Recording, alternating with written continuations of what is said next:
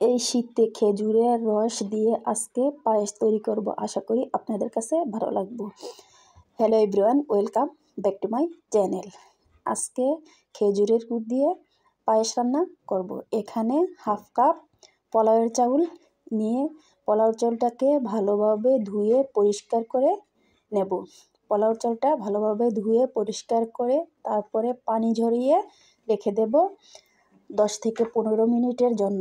10-15 মিনিটের জন্য চাউলটা যদি পানি ঝরিয়ে রাখা হয় তাহলে কিন্তু চাউলটা ফেটে যায়, তখন কিন্তু ব্লেন্ড করতে হয় না।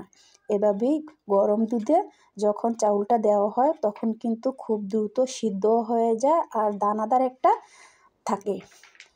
এখানে দিয়ে দিচ্ছি 2 লিটার দুধ, আপনারা কম বেশি দিতে পারেন। এখানে আমি 2 লিটার দুধ দিয়ে আজকে পায়েসটা রান্না করব।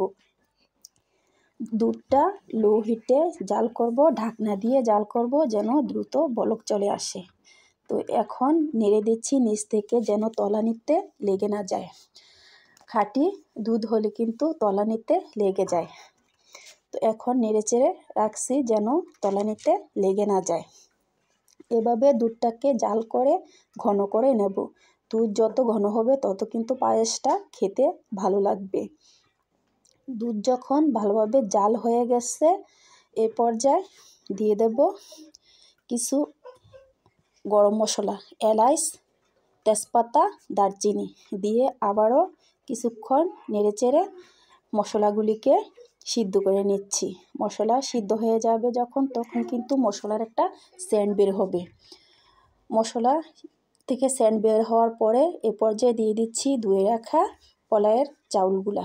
আপনারা চাইলে এখানে কিন্তু মোটা চাউল দিয়েও কিন্তু এই পায়েসটা তৈরি করতে পারেন। আজকে আমি পোলাওর চাল দিয়ে এই পায়েসটা তৈরি করছি।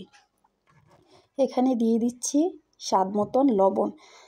মিষ্টি খাবারে কিন্তু লবণ না দিলে কিন্তু টেস্টটা ভালো আসে না। আপনারা চাইলে, যারা পছন্দ না করেন তারা চাইলে বাদ দিতে পারেন। আমার কাছে মনে হয় যে পায়েসে একটু লবণ দিলেই পায়েসের স্বাদ দ্বিগুণ পরিমাণ বেড়ে যায়। এভাবে নেড়েচেড়ে চাউলটাকে সিদ্ধ করে নিচ্ছি। চুলার জালটাকে লুতে রাখছি যেন দুধটা বেশি পরিমাণ টেনে না যায়। 5 মিনিটের জন্য ঢাকনা দিয়ে আবারও চাউলটাকে সিদ্ধ করে নিচ্ছি। চাউল যত ভালো সিদ্ধ হবে পায়েসটাও তত ভালো হবে। চাউল সিদ্ধ হওয়ার পরে এখানে আমি ঘুটনি দিয়ে চাউলটিকে ঘুটিয়ে দিচ্ছি যেন চাউলটা আধ ভাঙ্গা হয়ে যায়। বেশি পরিমাণ ঘুটাবো না, যেন একদম কেতকেতা নরম না হয়ে যায়। কিছু দানাদার থাকবে, তখন কিন্তু ঘুটা বন্ধ করে দেব। দিয়ে দিচ্ছি এখানে গুঁড়া দুধ। এখানে আমি 1/3 কাপ পরিমাণ গুঁড়া দুধ দিয়েছি 2 টেবিল চামচ পরিমাণ কিশমিশ। আপনারা চাইলে এখানে বাদাম বা ড্রাই ফ্রুটসও দিতে পারেন। কেউ চাইলে এখানে ঘিও দেওয়া যায়, কিন্তু আমার কাছে মনে হয় গুড়ের পায়েসে ঘি না দিলেই কিন্তু গুড়ের একটা সেন্ট বের হয়।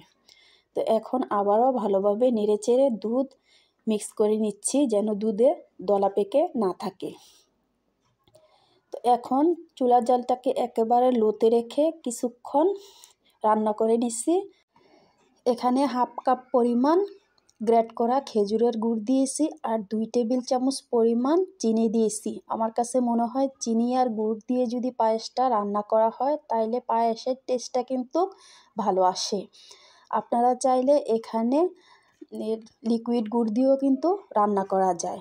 আমার হাতের কাছে লিকুইড গুড় ছিল না, এর জন্য আমি গ্রেট করা গুড় দিয়ে রান্না করে নিয়েছি। খেতে কিন্তু অসম্ভব মজা হয়েছে এই পায়েসটা। এই পায়েসটা আপনারা এইভাবে একবার বাসায় ট্রাই করে দেখবেন, আশা করি আপনাদেরটাও ভালো লাগবে। এই পায়েসে যেমন একটা সেন্ট আসে, খেতে কিন্তু তেমন অসম্ভব মজা হয়। তো উপর দিয়ে আমি কিছু পাউডার দুধ দিয়ে দিচ্ছি দেখার সৌন্দর্যের জন্য, আর কিছু কিশমিশ দিয়ে দিচ্ছি। আপনারা চাইলে এখানে বাদাম বা অন্য কোনো ড্রাই ফ্রুটসও দিতে পারেন। এখানে কিশমিশ আর দুধ দিয়েই আমি দিয়ে দিচ্ছি উপরে। যাদের কাছে ভিডিও ভালো লাগে প্লিজ লাইক করবেন, কমেন্ট করবেন, শেয়ার করবেন।